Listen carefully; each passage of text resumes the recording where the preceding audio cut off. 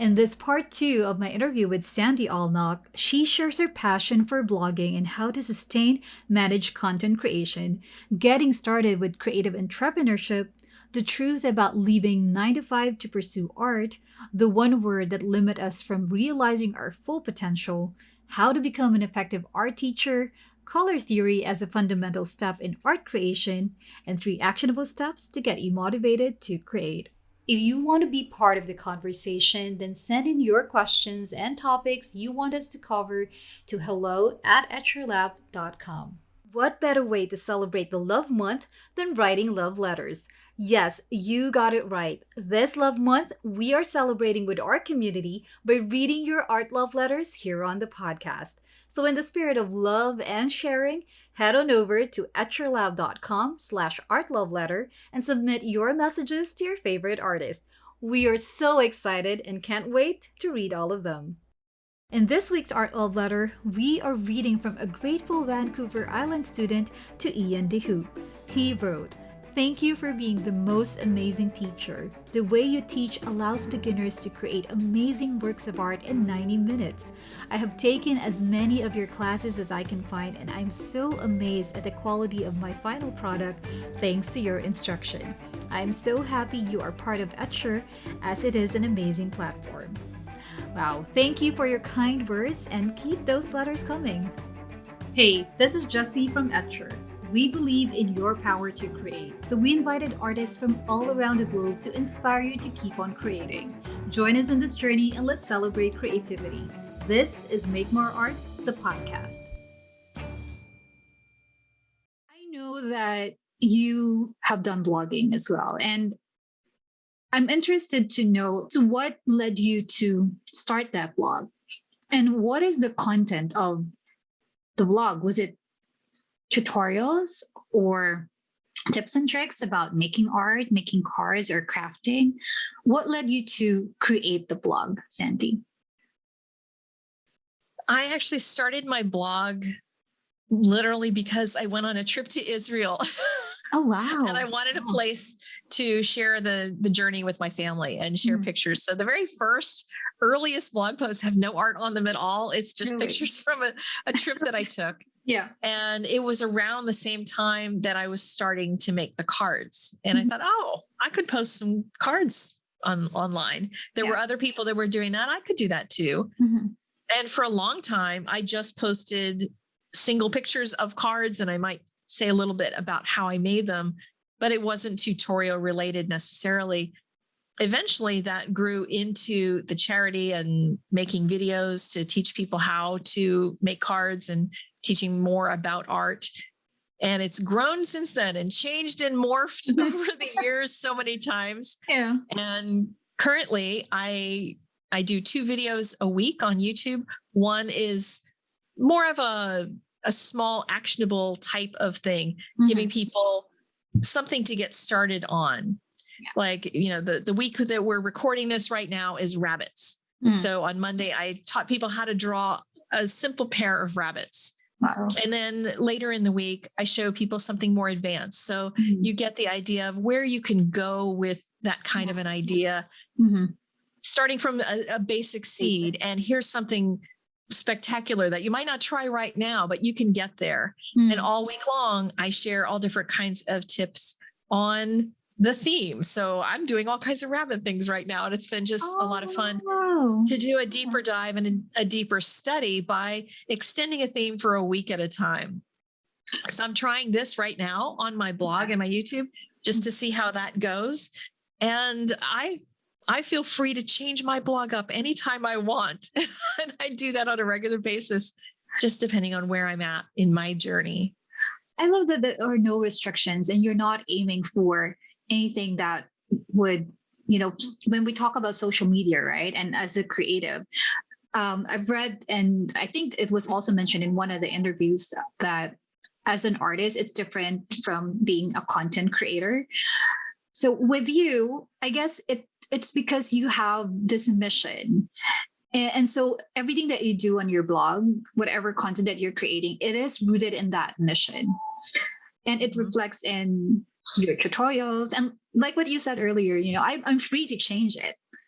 into whatever form. I'm free to do anything that I want to teach, I want to share. And that's really refreshing for someone who has been doing this for a really long time and who has an engaged community on social media, that you are staying true to your mission, and that is to share your gifts and to teach others to get to that point of creating.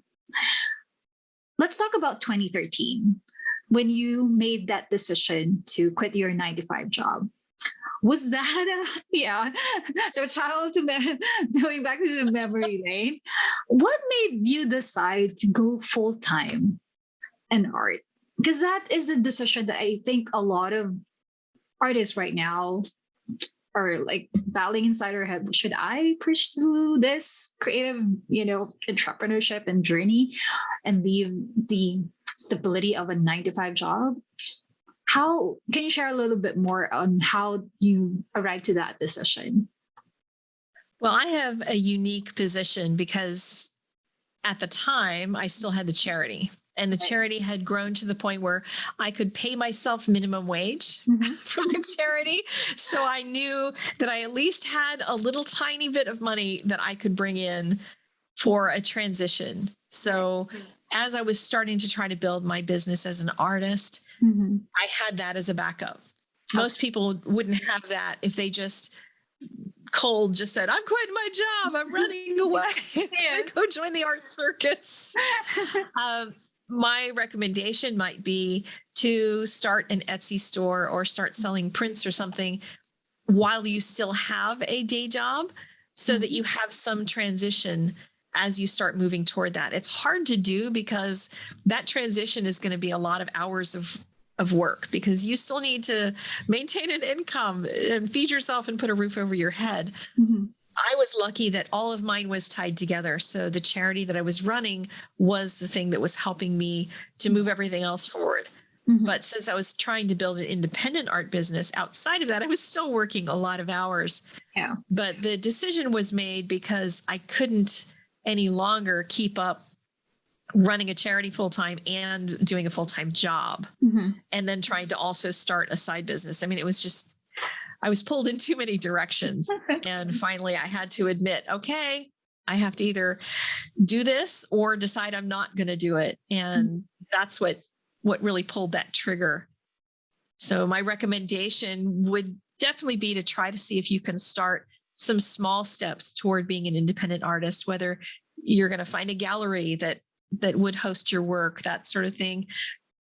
Work on some of those items so that when you make that leap, when you decide you're going to start full-time as an artist, that you have some kind of income stream.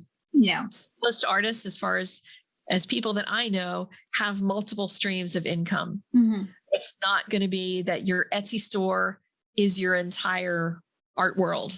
You're going to have other things, partnerships with brands, teaching, all different kinds of things that you can get into, but you need to put together enough things that you can live off of it, or else you'll be the starving artist that my mother always worried I was why I think a lot of people are so scared to say, I want to go full time because, I don't want to live up to the quote unquote starving artist that everyone keeps, saying every time that someone would want to venture into the world of, like I said, the art circus.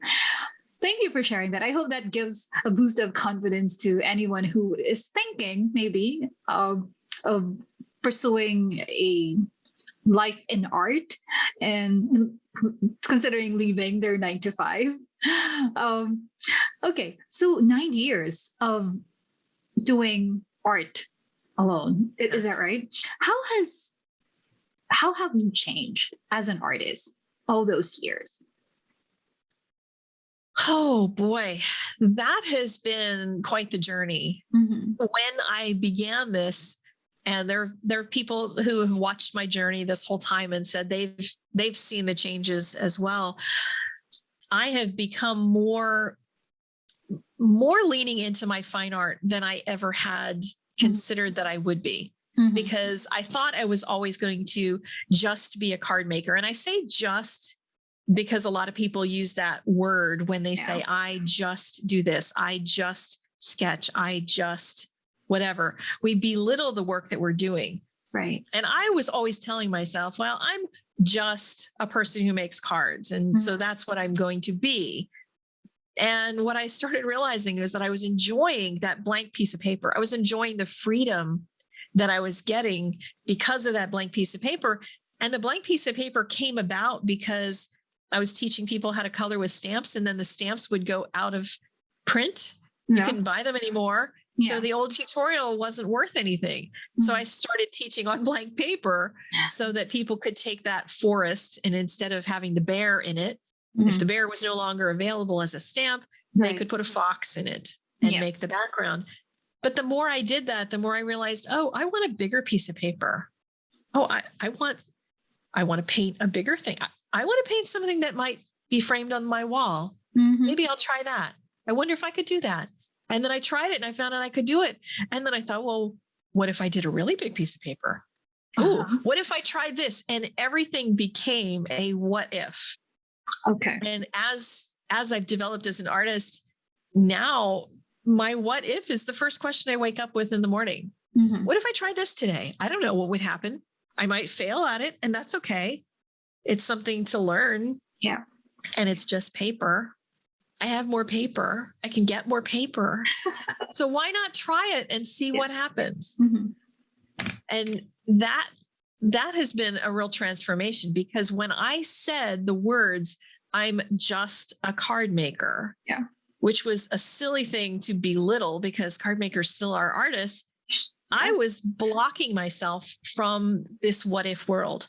I was keeping myself away from the possibilities that were out there in front of me. So that's why I try to help people get past those blocks that we put in front of ourselves. I put that block in front of me and said, I am just this, and I'll never be able to do that. Right.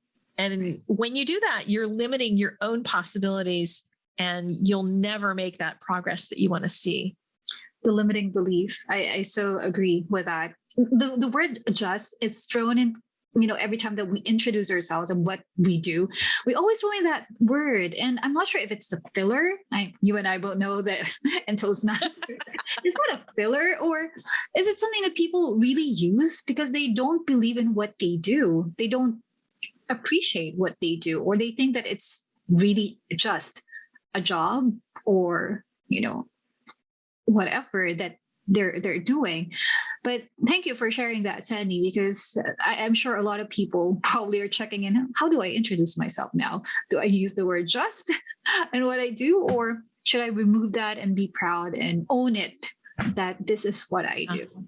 Yeah, absolutely. Let's talk about teaching. I know that this has always been your dream to be an art teacher, and I love when you were sharing that story that someone told you that, maybe it's not a type of job that you should be pursuing. But then eventually, it came full circle, and you are now realizing that dream. You're enjoying it. And that's what's amazing, I believe, in our journey, right? That the desires of our heart, definitely the Lord will honor that. And with you, that's really evident. So, talking about the style of teaching, and you touched on this a little bit earlier, when someone would want to learn watercolor, and then you reverse engineer and you studied watercolor and then share it. But over the years and through the many students that you have taught art, what would you say is your teaching style, and how did you develop that? Oh, that's a better question for my students, I think. Okay. But I will tell you what people say about me is that I make it sound doable. So when they watch one of my tutorials or take one of my classes, the words that I hear back from them are, you make me think I could really do that. You give me confidence that I could do it. And whether or not they'll do it to the level that I am teaching it at or not, if it gives them the confidence to just go at that piece of paper, I'm happy with it.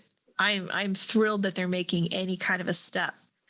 I try to break things down as simply as I can, but not to dumb down the idea. So I teach color theory in a lot of my classes. Okay. which a lot of people won't even approach because they're like, well, that's too hoity-toity. That's all art and fancy. Yeah. But when you're even coloring a small thing, you're drawing a little tree. Yeah. You need to know enough about color theory to know which colors to pick to make that tree look realistic. Yes. So I try to bring in things like color theory and design and perspective and teach those basic foundations of art that are going to stand people well for the test of time. If you learn the foundations at the beginning of your art journey, or at least partway into your art journey, it's never too late to pick them up. But if you learn to draw, if you learn the basics of drawing, you learn the basics of how to create a shadow, it's going to last you your lifetime, because those are the kinds of things that I want to embed so deeply in my students, that when they go to draw something that is not in the class, they've always wanted to draw their dog, but they've found that there were lessons that I taught on drawing a bear that applied to their dog. That's the kinds of things that I try to teach, so that you can move on in whatever it is you want to do without me holding your hand, because I've given you the tools you need in order to create whatever it is that is your vision. I'm really excited for your class with Etcher, because I'm sure those are the type of questions that most beginners, when I was starting out painting watercolor, those are some of the questions that I had. And hearing you talk about it in the sense that you are creating this technique that are simple and doable, but at the same time repeatable. Like what you said, that those techniques that when you're painting a bear, you can also replicate it when painting another animal. I think that's really a key factor for a teacher to be able to impart it to their students. That even though you are no longer in the room or in a virtual class, that they would still be able to do it. So talking about the class that you will be teaching with us, I know we don't have the details of that yet, and we will definitely include that in the show notes of the podcast. But if there's something that you might probably be considering to teach our students and Etcher, what would that be? There's a huge list of things I would love to teach, and I am excited to have further conversations with the Etcher team about what that will be, whether it's watercolor or colored pencil or sketching, or I love pen and ink. I mean, I love so many mediums. I love all the mediums. And whatever it is, I'm hoping that it's going to be a subject matter that even if you don't work in that medium, that you're going to learn something from. That's a goal that I have for this particular class, that if I teach you how to draw a tree at a particular angle, because there's a thought I have in my mind about drawing a tree looking straight up at it. Like it's just a really unique view of a tree. It'll teach how to draw a tree in general, because we'll have to draw the bark, we'll have to do the leaves of the tree and that sort of thing. And whatever medium it is, if I do it in watercolor, then I want you to come away knowing some tips for how to do it in colored pencil, or how to do the basic drawing of it. So whatever medium you want to use, at least you understand that basic, so that you can move forward in something else. Because I love when the teaching that I do gets turned into something totally that I wasn't teaching, that somebody takes a seed of that and goes somewhere else with it. I just get so thrilled. I was one of those people, and I'm terrible as a student in classes. I'll just tell people that right now. When I take a class, I see the teacher make whatever they're making, and I go, oh, okay, I get that concept. And I want to go paint something different, but with that concept. Instead of trying to replicate exactly what they've done.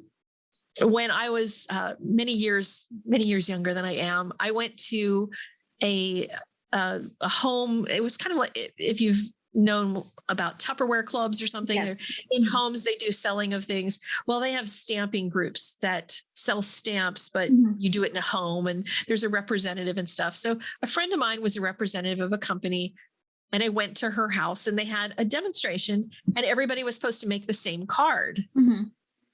Well, I made a different card because everybody else was making that card. So what if I flipped it upside down and did this and did that with it? And I didn't know that for years, she didn't want to invite me to these because I always did something different. Okay. That's so funny. I happen to love when students do sorry. something totally different Yeah. rather than trying to imitate exactly what I do, That's because I want them to creativity. just get that seed of an idea Yeah. and get that inspiration and then run with it and just go crazy with it, whatever you want to make. So while a lot of people will replicate exactly what I give them, that's what I'm hoping that whatever I end up teaching with Etcher and wherever that goes, that people will make of it what they will and just use it as a start of inspiration. And just try something new. I think that's really, I love that, because most of the time when someone teaches, you would want them to replicate what you just taught them, right? So normally that's sort of like what's expected from, if you teach something, then that's the route that the students will take, is to replicate it exactly. But with you, and most will. Yeah, most will. Yes, most will. But with you, it's taking that seed and then letting it flourish and grow, and then you're free to transform it into whatever form of art, and use your creativity to create something out of that seed that you planted. I'm really excited for your class. I'm sure it's going to be great. So we'll definitely share with you the details of that. But we're nearing the end of the episode, and I've been loving our chat, Sandy. I learned so much. And for anyone who would like to start making art, and you touch on this in our conversation as to what they should start with, actionable steps. But if, let's say, we have 3 golden nuggets that we would want to leave them for someone who would want to kickstart their art journey, what would they be? Well, my first piece of advice I always give to everybody is to create something every day. Even if it's 10 minutes, if it's just a little something, take a sketchbook and draw something every day. If you want to learn to draw flowers, just draw a flower every day. Okay. You can go to the internet and find a tutorial, or you can just draw a flower every day and watch the growth start. Second tip is to focus on the foundations, the fundamentals, because a lot of people want to jump to a finished painting of the mountain, and they're all excited about the finished painting, and they don't want to draw the mountain. Yes. And if you don't draw the mountain right, you're not going to be able to paint the mountain right. Sure. We want to skip over to the fun part. And sometimes those foundations are what's going to actually get us to the fun part.